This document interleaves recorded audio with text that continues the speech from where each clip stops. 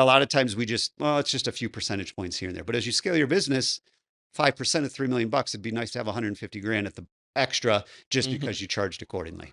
Welcome to Jobbers Masters of Home Service, a podcast for home service pros by home service pros. We're in Las Vegas, and today we're talking about the number one overlooked issue, draining your cash flow. I'm your host, Adam Sylvester. Today's guest is Paul Maskill. Paul, welcome to the studio. Thanks, Adam. How's it going? Great. I'm glad we're doing this. Excited to be here. Excited to dive into cash flow. So one of your favorite words is cash flow. Why is that?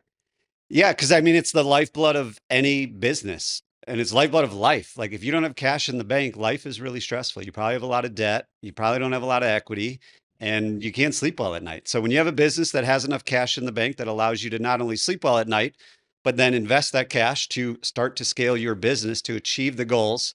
Everybody had a goal when they started their business. I want to do X amount of dollars. I want to travel this long. I want to buy real estate. And they rarely achieve it. And it's not because they're bad at the service they provide. They're actually really good at the service they provide, but they're bad at managing cash flow. And that's not a knock on them. They're not built for that. They were built to be the electrician, or they were built to be the landscaper. So when we can help them, in my opinion, so many trades business owners are so close to having that breakthrough of like, wow, I'm making the money I thought I could make when I started this thing. And we just need to tweak a few little things. Yeah, that's well said. Tell our audience who you are, what you do, what your background is, all that kind of stuff. Yeah, so I've got an interesting background, Adam. So originally I got a finance degree from the University of Michigan. Adam and I were just talking about that. He's got a Buckeye family, but we won't go into sports. But I thought I was going to climb the corporate ladder, to be honest. So I moved to Chicago in 2007 and worked for a big bank. And my goal was to, get to the corner office after 40 years. And then 2008 happened, and 2008 was not a good time for a lot of people. Me personally, I was grateful for 2008 because it made me realize that I don't want to work for somebody else and have my livelihood being based on what somebody in the boardroom's decisions they're making. Like, hey, we got to cut 10,000 people in order to stay afloat. Go pick out 10,000 numbers. So I realized real quickly that working for somebody else just wasn't my thing. So since 2010, I've scaled and sold 4 different businesses in the Raleigh area, most recently an electrical company. And now I'm in a position where I can leverage my finance experience with my experience in the trades. I've spent the last 6 or 7 years in the trades to really help business owners with cash flow. So I offer outsourced CFO services. What that means is basically helping them figure out what does success look like, putting a number to it, using numbers to make those decisions so they have a financially healthy business, so they can sleep well at night and really be their financial guide so they can create the cash flow we're looking for. That's great. Okay, awesome. So let's get into it. What do you think is the number one driver in this conversation about cash flow? Yeah, so I think, the number one driver, if you think of the first time money comes into your business, that's where we start. If we start off on the wrong foot, it's really hard to catch up. So where does money come into the business? It's when we sell something. When we sell something, it's based on a price we give. And most of the business owners I talk to, they actually don't have a methodical or mathematical way of figuring out their pricing. They just have, well, that's what we've always charged, or Adam down the street charges this, so we're a little bit less, or, Ben over here, he charges a little bit more. So, but I think he gives a little bit better service. So we don't really have most contractors are still charging prices of like, well, that's all I needed to make when I did this thing on my own. Yeah, because when we start out, a lot of times we think the employer I was working for was charging their clients way too much, and I didn't like that, so I'm going on my own and I'm going to charge half. There was a reason they were charging that much. There is, and I think a lot of that goes down to just being fully transparent. So when you are operating a company, you start build a team, they're inevitably going to see that price. They're like, I can't believe we charged $3,000 for that, and I only made $300. That's insane, right? But the other $2,700 wasn't going to the owner. Mm-hmm. But a lot of times we as business owners feel like we can't, unveil what's behind the curtain. We can't go talk to the Wizard of Oz behind the door. But when we start to share all the numbers with our team, to them, then it starts to make a lot of sense. They start to believe in the price more. They're able to sell more because they're like, now it makes sense. That's why we charge what we are charging. And the guy that said, the person I worked for was charging way too much, I'm going to charge half. Eventually they're like, man, now I realize why he was doing what he was doing. It wasn't because he was greedy. The cool thing about economics, especially in North America, is that if you aren't charging a price that people are willing to pay, you're going to go out of business. So there's nobody out there ripping somebody off from a price standpoint. Now they might be unethically selling things. However, if the price is too high, the market's going to determine no one's going to pay that and you're going to go out of business. That's true. Yeah, yeah. At some point, the market reels you in. I think that a lot of times people start off on their own, and they do have less overhead, and they do have less expenses overall, and so they can charge a little bit less. And in some ways, that can be a healthy way to beat your competition. But what happens is they don't raise their prices over time, so they're still charging. What you said earlier, they're still charging when they charge the first day in year 3, and they're wondering why they don't have any money in the bank. Yeah, and that's totally true, because they're also pricing it usually based on how quick will it take them to do something. But you're the master plumber, or you've been doing landscaping for 30 years. Now the people you're hiring haven't. They're not as efficient as you are. So they also don't take that into account. And that's going back to what's driving revenue and pricing is there's so many inputs that go into it that if we don't get it right, it goes back to like, building a house. What's the most important in the house is the foundation. Pricing is your foundation when you're building your business. If you get that wrong, it really doesn't matter what you build after that. A lot of business owners think, well, if I just keep growing, my revenue will solve all the problems. However, if it's bad revenue coming in, the bigger that gets, the bigger the bottom gets, and the bottom is the problem. So revenue is not going to solve it unless it's the right revenue that's coming in. So how do we create a firm foundation for pricing? Like, how do we do this? The first thing is just need to understand how things need to be priced in order for you to achieve the goals you're looking to do. And we can't call around to other people and be like, well, Adam charges this, or Ben charges this, or Joe charges this, and then the big company charges this.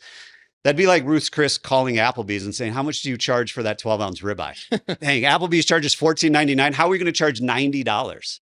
There's no way we can charge $90. We got to charge $13.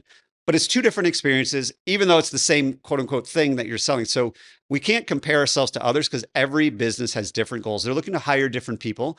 The chef at Ruth's Chris is making a lot more money than the chef at Applebee's. So we really got to figure out, what type of business do we want to build? What type of people do we want to hire? Do we want to hire people that are looking for careers, or are we just looking for the cheapest hourly person? So when we look at pricing, and we can kind of dive into it as we go, but we need to figure out what are all the inputs that go in. So basically, what is all the cost of sales or the cost of goods sold that we need to pay in order to deliver the service that we're promising our customer? For the home service industry, which is you've been in for a long time, what are some of the common inputs for pricing? Yeah, so I mean, the two main ones are obviously labor and material. So a lot of times I will be working with companies and I look at their payroll and there's no labor in their cost of goods sold. So just to make it super simple, you have your revenue minus your cost of goods sold equals your gross profit.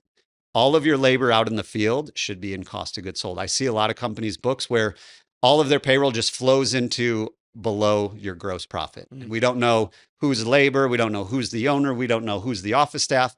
So if we know exactly what we're paying for labor and we know what our materials are, those are the two main ones. Now, there's a lot of other things that go into that. What if we have to pull permits, or what if we have to rent equipment, or what if we have to have some maintenance on that equipment? All those things kind of play into that.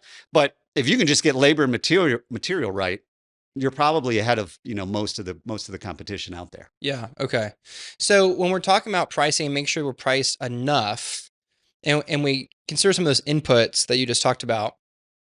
Obviously, labor is a humongous variable. Slow people, fast people, all that kind of stuff. Are there any other things that they should be looking out for, aside from the rent costs and the small little things? Anything else that are like glaring problems for people? I think the biggest problem, Adam, speaking of labor, is non-billable time.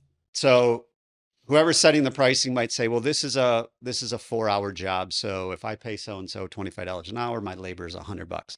There's a lot more to that, because those 4 hours, you're probably paying 6 to 8 hours for, because there's drive time, there's setup time, there's office time, there's lunch time. There's all these times where they're actually not, quote unquote, turning the wrench. And we need to account for that. And we need to build that into our pricing. So most companies, when they actually start to do it, and Jobber can track this if you're using Jobber properly, it'll show you exactly how long were they on site for the week or for the day or per job. And then we can really start to realize, wow, I paid this guy 40 hours this week and he was only on site for 20. Which is fairly average. To build out your pricing, we want to be conservative. We want to assume probably half the time out of a workday, your technicians, your people out in the field aren't actually delivering service because they're driving to get material, or they're in the shop loading up, or they're unloading at the end of the day. All those things we need to account for. And a lot of times that's where we get stuck. Okay, question for you. I'm curious what your thoughts are on this. Let's go back to that example, the 4-hour job, $25 an hour. Let's say you charge $100 an hour for your guy's time. Should our listeners say, well, that job's actually going to take 8 hours and charge 8 times 8, 100, which is $800? Or should we actually increase our charge rate to $300 an hour for just job site time? You have a preference on that? Yeah. So I mean, to kind of answer it in a roundabout way, first, I would not share your labor material with your customer. You don't want to go to your customer and say, hey, this is a 4-hour job and we charge $100 an hour. So it's going to be around $400. Right.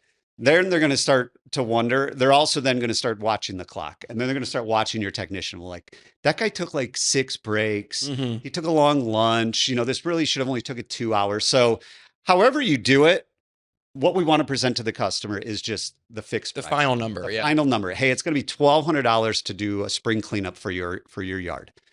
How you get there, the customer doesn't need to know. Just like when they go spend $90 at Ruth Chris, they're not saying, hey, Adam, what's the labor material on this steak?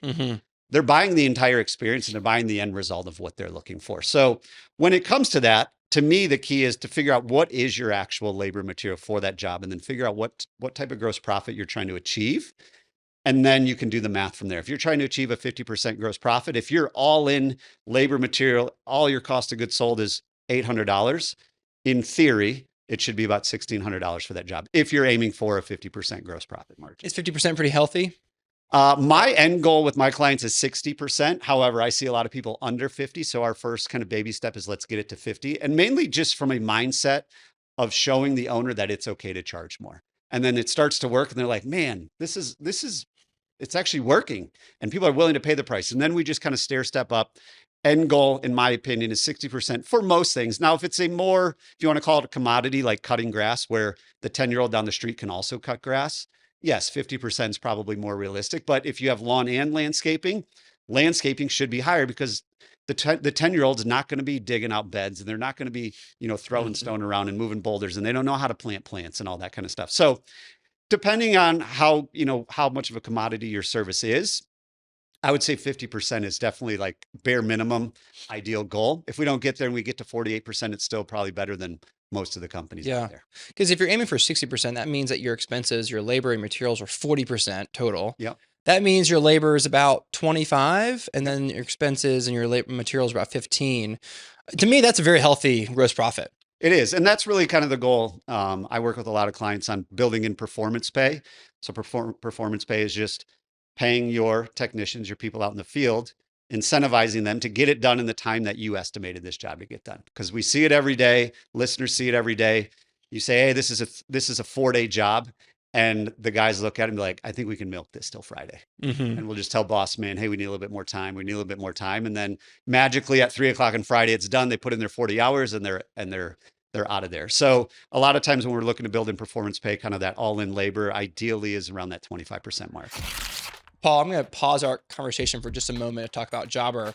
Why do you think it's important for our listeners who may just be using pen and paper and still haven't made the jump to a full software? Why is it important for them to use a software like Jobber? Yeah, I mean, it's really hard to make decisions based on numbers if we don't have numbers. And Jobber tracks all of that for you. You know exactly how long they're on every job. You know exactly how long that job took. So we know, even for the future, how should we start pricing this thing going forward?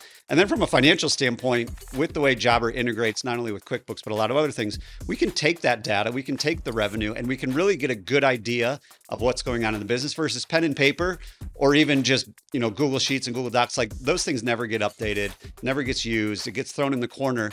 And then we're operating back to what we harp on all the time, was we're making decisions based on emotion and ego instead of numbers, because we don't have that one hub that's taking care of it for us. I totally agree. If our listeners are still using pen and paper, they need to make the jump today. If that's you, then you need to start using Jobber today. Go to jobber.com/podcast deal, get an exclusive discount for new users, and get all your metrics into one place and start making data-driven decisions today with Jobber. What else do we need to do to make sure our pricing is spot on? Kind of what we talked about. One is that the non-billable time is huge. Another thing to think about in labor, which a lot of times we ignore, is all of the other burdens when it comes to hiring employees. So your payroll tax, your workers' comp, if you're offering paid time off, if you're offering a 401k, all that is compensation to your employee. That is stuff that we're paying to deliver the service we're talking to. So, when it comes to that, a lot of times we it's just a few percentage points here and there. But as you scale your business, 5% of $3 million, it'd be nice to have 150 grand at extra just Mhm. because you charged accordingly. Yeah. And the burden cost can be 5 to 8% depending where you live. And suddenly that brings you from a 60% gross profit to 55, just like that. Bam. It's like, Yeah. oh, I wasn't counting on that. Well, it's there, and we have to count that kind of stuff. Yeah, and I would say kind of on that note, when even just looking at materials as we're looking at what inputs go into cost of goods sold is a lot of times the owner's like, I don't know, that's around $20. Well, is it Mm, around $20 or is it $20? right. Right. And I see a lot of companies where they're just kind of like, they're just kind of spitballing all these prices out there. Whereas you should go to your vendors and be like, can I get an exact price of everything that we buy from you on a regular basis? And then also when you're quoting whoever's doing it, it's not like, I think it's about 7 yards if we're putting down mulch. Well, is it about 7 or is it 7? Hmm. Because if we're off by 1 yard every job, that's going to add up. So knowing your material thing. And then I would say one other thing that's kind of a caveat that I see a lot of business owners in states where you have to charge sales tax on everything. So if you go out and sell a job and you have to charge sales tax on everything, make sure you're not paying sales tax on the material you're buying, because now you're essentially paying sales tax twice, right? So if you're charging sales tax on the end product, say you're a landscape company in a state that has to charge sales tax on all the plant material that you're putting in the ground. Hmm. If you're charging sales tax on that, should not be paying sales tax when you buy it. And a lot of times businesses are like, I don't have time to deal with that. Whatever, I'll pay the extra 7% on the material. It's really simple and it's totally legal, because otherwise the state is making sales tax twice on one product, which they'll gladly take it, but they're not entitled to it. One thing that you said when we started off the show was cash flow is obviously king, and we have to make sure we guard our cash flow. And the number one thing that goes into cash flow is the number at the top, revenue, which is price. And so if we're not supposed to compare our prices to our competitors, because that's just a race to the bottom. And we need to make sure that we are not being lazy with like, oh, it's about this, it's about that, it's about that, it's about that. None of that. What are some other things that you've seen companies do that are just like, we need to change this day one? Yeah, I think it's, what are you paying your people from a compensation standpoint, and do they have any incentives to achieve that? So I talk to people every day. It's like, well, what do you pay your technicians? 80 grand a year. And do they have like any incentives? Is there anything holding them accountable? A lot of times we just kind of pull numbers out of there. It's like, I don't know, they've been here a long time. They always ask for a raise. We're just going to keep giving it to them. But we need to be able to, one, factor that into our pricing, but two, we need to hold them accountable, and they need to know what the standards are for that. So if you're going to make 80 grand a year, you need to know exactly what the expectations are in order to continue to earn 80 grand at our company. You need to be able to do this, that, and the other. You need to be able to close at this rate. Your average ticket needs to be able this, or your productivity needs to be this. Quality needs to be Quality, yeah. no callbacks. You're getting Google reviews, people mentioning your name. So a lot of times we just kind of come up with what we're going to pay our people, but there's no accountability in it. And there really is like, well, what do I need to do to make more money? It's like, well, I don't really know. Whereas if you look at anywhere else, especially sports, it's like, well, how do I make more money? Well, you get better at what you do. You get more productive, you generate more revenue, you fail less and less, all those things. We need to build that accountability into our team as well. So that way when you bring in somebody, they're like, well, I'm only making $15 an hour. How do I get to $30 an hour?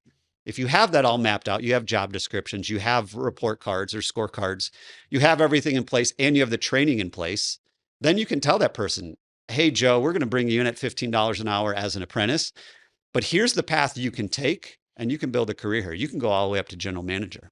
The next step is to not be an apprentice, to be an assistant technician or whatever. So when we have all that in place, it becomes a lot less stressful, because now you let your team dictate where they're going to go, right, instead of them always asking for raises. Yeah, that's well said. Okay, so talking about cash flow, I want to flip around a little bit and talk about expenses, because expenses have a huge impact on cash flow, because you can spend all your money in one day if you really wanted to. What are some mistakes that companies make that you see around buying stuff? People like to buy stuff, and people in the trades like to buy shiny new things. They do, yeah. A lot of times, like, man, did you see that new skid steer? Or like, oh man, did you see that new Durango? Gotta have all these things. Gotta have that big new white contractor's truck. So what I look at being a financial person is that thing generating income? Is there a return on that investment? Or is it a cost? If it's a cost, we should probably get rid of it. Every dollar you spend out of your company should be generating something. Now, one of the things that frustrates me the most is nobody likes paying taxes. I don't like paying taxes. I'm sure Adam doesn't love paying taxes. However, that's part of life. I talk to a lot of people and like, well, yeah, I just bought a whole bunch of new stuff because then I can write it off and I don't have to pay taxes. But okay, so you paid less taxes this year. Now come January 1st, all of a sudden you're left with all this brand new shiny stuff that's just sitting around, or you're just driving it to the grocery store or whatever it is. And you have way less cash. And you have way less cash, and you've got like an 8-year payment on that at 12%. So instead of giving the government $20,000 for your taxes, you're going to spend $100,000 plus interest on this vehicle that you didn't need at all, but you didn't want to pay taxes. It's not a good plan. Not a good plan. And at the end of the day, it comes back to, what are the goals? Well, I want to have a business that I can sell one day. I want to have a business that can run without me. Those are usually like the two main things I talk to people about. I want to get out of the day-to-day and I want to sell it, or I want to get out of the day-to-day and just, run it from the beach or whatever it might be. The only way to do that is to have a business that produces consistent positive cash flow, that's making a profit, that's running like a machine. And it's hard to run like a machine when you're making bad financial decisions. You're spending $100,000 to save 20 grand. I don't know about you, but I don't like to put $100,000 in a machine and get 20 out. That's a recipe to run out of money pretty quickly. Paul, one of my biggest annoyances in running a business is because we pay payroll every 2 weeks. And so there's like 2 months every year that has 3 payrolls. And man, do I hate, now my technicians love it. They get paid 3 times a month, but I just hate it. Any tips on how to, not just payroll, but how do you accommodate like big surges in expenses this month, and then a couple months later you have another big surge? Like, any tips on how to plan for that? I mean, here's the cool thing: the calendar is out from now until the end of time, so you know when it's coming. But it's always a surprise. You're like, oh man, it's July and we got 3 payrolls. Oh, I didn't think about that. But we knew about that when we started our business 10 years ago. We knew July is going to have 3 payrolls in 2025. So the key is to actually forecast. So a lot of people will like create a budget on December 31st or January 1st, like, this is what we want to do this year. And then like come January 5th, they forgot about that budget. They're out fighting fires. But when you actually have a forecast and projection, we know that's coming. So we can plan ahead. And that's a lot of things that I do with my clients, is doing that cash flow forecasting projections. We know twice a year, payroll is going to be higher in that month. We've got to plan for it. Also, if you're doing performance pay a little bit, with performance pay, it kind of equals it out because those people are still producing. Where a lot of times we get stuck is, well, their revenue's not any better, but we're paying for 3 payrolls twice a year. Or even people that are weekly, right? There's going to be however many, four months every year where we're paying an extra 5th payroll or whatever it might be. So that's the way to do, is like, you actually have to plan, right? We have to plan for this. We have to strategize for it, and we have to put money aside for it. Whereas most business owners, they're running their business on a day-to-day basis of like, how much money's in the bank? Can I buy this thing? I think so. I think we can buy it today. Not thinking, oh man, next month we've got 3 payrolls. Yeah. And next month we have to pay our entire years of insurance next month. Or in the beginning of the season, we have to buy all this material for the whole year, mulch and plants and all that. So this goes into my next question for you, which is like emotion.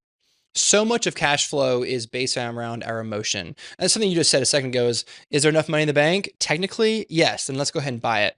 And that's an emotional purchase. How do you go about coaching your clients to say, let's not make emotional purchases. Let's make purchases that we need to make, that are important, and let's plan for them. And how do you do that? Yeah. I mean, you really have to kind of remove your ego and remove your feelings from this business and look at it just as it's a machine that produces money. And what's the best way to make that decision is letting the numbers dictate and having kind of delayed gratification. A lot of times we want things now and we're not willing to wait. And then when that time comes, we're like, man, I should have just waited 6 months. 6 months goes by so fast. Could have waited for it. So a lot of times it's just having that delayed gratification. It also goes into like, don't worry about what other people are doing. There's a part of you that wants to buy that new shiny thing because you saw somebody else have it. And to me, I don't really care, right? Warren Buffett still drives a crappy car. He still lives in the same house he's done for 50 years. And he's pretty wealthy because he doesn't care what other people think. He runs his race and he lets the numbers make the decision. So owning a business is no different. Something that helps me is thinking about who else does this impact. And so if you're married and your husband or wife, if you go buy this big, huge thing that you're really excited about, and then they find out, assuming they're completely removed from the business, what are they going to say? Oh, okay, cool, man. Does it impact your kid's college fund? Because everything you buy in your business impacts your kid's college fund. And like, you can ask a simple question. Should this, do I want this? Is this enough and important enough to impact my kid's college fund? Yes or no? Yeah. And it's so true because at some point you are going to come home and complain about there's not enough money in the bank or business is stressing you out. And your spouse or your kids gonna be like, but you have a 2025 truck in the driveway. Did Right. you really need that? Or could you just drove the 2021? So it all comes back to, because at the end of the day, it's your business, all the money in there you're responsible for. And to your point, when it flows, whatever's left, that's really what we have. And if there's not enough for your kid's college fund, you're going to look at it and be like, yeah, I probably shouldn't buy that truck. So a lot of times it's just, even just taking 24 hours before you make that decision of, do I really need this? Is it going to help my team generate more revenue? Am I going to get a positive return on this? A lot of times the answer could be yes. If you're renting a skid steer every week and you're paying $500 a week to rent that thing, it probably makes sense to buy one because you use it a lot of times. But sometimes you use a trencher once a year and you're like, I think it'd just be nice to have one so we don't have to go to Herc Rentals. But like, it really isn't nice to have one sitting around for 362 days, costing you money, because the money you spend on that could be invested somewhere else. For me, in landscaping and lawn care, it's the leaf vacuum. That's used like 6 weeks out of the year to suck up leaves. And I've never bought one. We just rent one, and it's the way to go. I love that. The last question about managing money and cash flow. Do you have any tips for your listeners and for your clients about how to like manage money in bank accounts? Like, do you have multiple bank accounts? Do you have one operating account? Like, can we talk about that for a minute? Yeah, that's a great question. And I would recommend everybody read the book Profit First. Profit First by Mike Michalowicz is a phenomenal, simple system to set aside bank accounts to make sure your numbers are right. And usually, and just to kind of give you guys a backstory of what it is you're going to have a bank account for operating expenses. You're going to have a bank account to pay your taxes. You're going to have a bank account to pay, if you have sales tax, you're going to have a sales tax account. You're going to have a bank account for your personal pay. And you can get really granular. Some people have just ones for payroll and they put payroll money in there. And what it does initially when you set this up, if you're not able to set up Profit First, it's an immediate red flag saying something's off with the money in your business and you don't have enough cash on hand to actually be a healthy business. Because what it does, and I love how you said that, what it also does is it takes money out of your operating account and puts it other places. Because if you are that kind of person who makes decisions on how much money is in the account, there's not as much in there anymore because you've dispersed it already to other accounts. So instead of having $25,000 in there, you might only have 8 because you're saving for taxes and saving for all these different things. You're like, oh, we don't have the money. Now that isn't a great way to judge on whether you should buy stuff. But if you are doing it that way, it can help mitigate because you look at it and say, well, I really only have 8,000 in here because I've already dispersed it to the other accounts. Yeah. And you operate your business more efficiently, which serves your teammates better, because if you're not, taking care of your money and being a steward of your money, you're doing a disservice to your team, because if you run out of money, now they got to go find another job too. Yeah. And we don't want to be in that position. So yeah, it really just allows you to realize when you start to do it of how much money do we actually need to produce the results and the promises that we're looking to deliver. And usually it's a lot less. It takes time to get there, but if you haven't read the book Profit First, highly recommend it to just start the process. Like I think there's even an example in the book that he talks about, like a tube of toothpaste. If that's your only tube of toothpaste and you haven't gone to the store to buy one, you're like, you're squeezing that thing, folding that thing, pushing down on that thing to get that last drop of toothpaste out of there. Some people cut it open and use it. Whereas if you have another one, you're just like, once it's too hard, I'm just going to chuck it and go on to the next one. So I think that's an analogy he uses in the book. And it really is a true analogy, because all of a sudden, like, once we're out of money, you're like, you start looking back like, yep, that's 1,000, that's 1,000, that's 1,000. You add it all up, you're like, if I didn't make all those decisions, we'd probably have a couple of 100,000 extra in the bank. Paul, this is a great conversation. I really appreciate your insights. I'm going to boil it down to 3 actionable items here. Number 1 is you need to price your jobs right, which means you also need to price in all of the hidden costs of the job, like non-billable time, travel time, office time, all of the stuff that goes into producing your service. You have to account for all that stuff. Number 2 is know exactly what your materials cost is. None of this like, oh, it's about 20 yards or it's about this. No, know exactly, because all those abouts add up to a really big, costly number. And number 3 is avoid emotional purchases. We're in this for the long term. We're business owners. We have to be smart. We have to be wise. And ask yourself, does this impact my family in the wrong way? Is this going to sit around for 9 months, never get used? Rent stuff if you need to, but avoid emotional purchases. Paul, that was great. Thanks for being here. Thanks, Adam. Appreciate it. Enjoyed it. How do people find out more about you? Yeah. So if you want to learn more, reach out. Just go to thebluecollaradvisors.com and reach out to me there. Cool. I've got some notes here I'm going to take away and implement right away in my own business. So thanks for being here. Perfect. Love it. And thank you for listening. I hope that you heard something today that will help you improve your cash flow.